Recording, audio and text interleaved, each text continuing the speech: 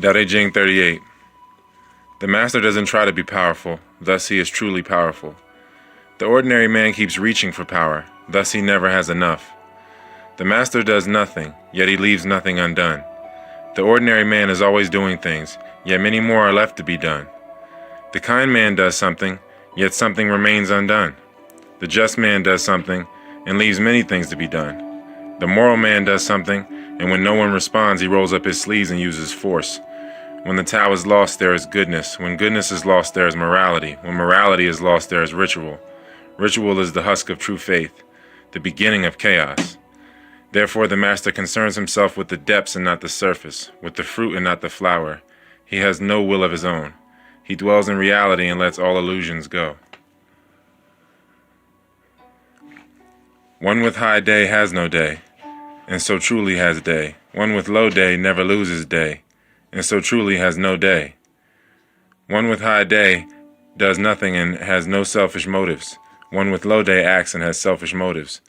A kind person acts and has selfish motives. A moral person acts and has selfish motives. A well-mannered person acts but no one responds. They roll up their sleeves and force others to respond. Lose Tao and you have day. Lose day and you have kindness. Lose kindness and you have morality. Lose morality and you have good behavior. Good behavior looks like loyalty and honesty, but it's the beginning of confusion. Wise people have crazy ideas about Tao. That's the beginning of foolishness. So the sage lives by the substantial, not the weak. Lives by the truth, not crazy ideas. He leaves that and chooses this. This might be my favorite verse in the Tao Te Ching. I don't know. 74 is literally in my skin, but 38 is really one of my favorites. It's truly a beautiful piece of this poem. The master doesn't try to be powerful. Again, trying is dying. And then reaching for power, you're constantly using the energy to reach for power, so you'll never have enough. You'll be constantly compensating. It's like reaching for power, reaching while you're reclined. So the master does nothing and leaves nothing undone. So the master's not trying, so he doesn't need to compensate. Because that's what undoneness is. The need to compensate. The ordinary man is always doing things. He's always trying. And it creates more of a mess because it creates a compensation relationship with himself. He's constantly foregoing this for that. You know, he's always constantly chasing, constantly reaching. So this is the tampering with life being discussed here. The kind man does something, yet something remains undone. The just man also. The moral man does something, and when no one responds, he rolls up his sleeves. This is all expectation. These different people, they are doing things and expecting life to.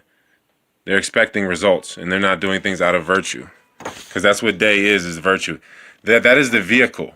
You look at Tao as the will or the way, the pure flow or the pure consciousness, and the day is the form of it. You could say like Tao is love and day is justice. It's the form. Justice is the form. Is giving it's virtue. Virtue is the form. When you see the Tao, and on the closest expression of it would be virtue. So day is the vehicle of Tao. It's what makes things manifest. The Tao is what makes virtue manifest, and then virtue makes things manifest. So if you're acting in alignment and in accordance with life itself and with your breath, in rhythm with your breath and your movements, with your natural, they're in accord with your natural breath flow.